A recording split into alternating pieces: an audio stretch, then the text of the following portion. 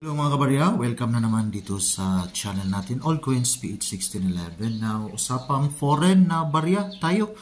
Now, yung barya natin ngayon, ito yung barya sa South Vietnam o sa Vietnam mga kabarya. Ito yung tinatawag nila na Ten Dong. Kasi yung currency kasi nila is Dong. So, ito yung barya nila na Ten Dong. So, ito yung bibigyan natin ng update or quotation kung magkano ang value nito sa atin at saka sa kanila din mga kabarya. Magkano na kaya yung selling value nito. So, again, ito yung barya sa bansang South Vietnam. So, standard circulation coin ito. Year nito is 1964. So, 1964 yung barya na nakuha natin. So, composition nito is copper nickel. May bigat na 5.5 grams with the diameter naman niya is 25.5 mm. While yung thickness naman niya is 1.4. So, middle alignment yung kanyang orientation. So, now dito tayo sa kanyang obverse. So, ito yung tinatawag na kanyang tingnan natin, ito yung kaniyang obverse. So, may digit na 10 dong. So,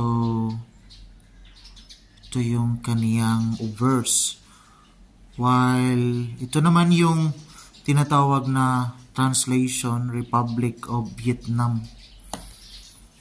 So, while yung kaniyang reverse naman, ito naman yung kaniyang reverse. Ito yung rice stocks with the year 1964. Now, maliit lang yung value dito sa atin. So, pero try natin tingnan dito sa source natin mga kabarya. May source kasi tayo dito. May selling value. Dito si Carousel PH. So, try natin tingnan dito sa mga ibang sources po natin. So, ito yung tingnan natin ng mga sources.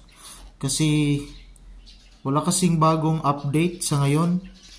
Yung last year pa yung may update sa baryang ito. So, ito yung year na over a year ago. May seller dito na 10 dong. So, may seller dito na dati pa ito 1 year. 60 pesos. Nico.Nico21. Pero try natin tingnan dito sa may iba nating sources. Baka may makita tayo. Balik muna tayo doon sa in.numista.com. So dito yung value dito. Try natin tingnan 1964. Ito yung value quotation. Yung kaniyang good is 27 pesos. May mataas lang na value yung almost uncirculated, 81. 69 naman yung extra fine. While 34 naman yung very fine, 31. So, ito yung value quotation pag may good quality yung barya na hawak po natin. So, at least may nakuha tayo na barya galing South Vietnam mga kabarya. Yan lang po yung update natin sa baryang ito. Maraming salamat.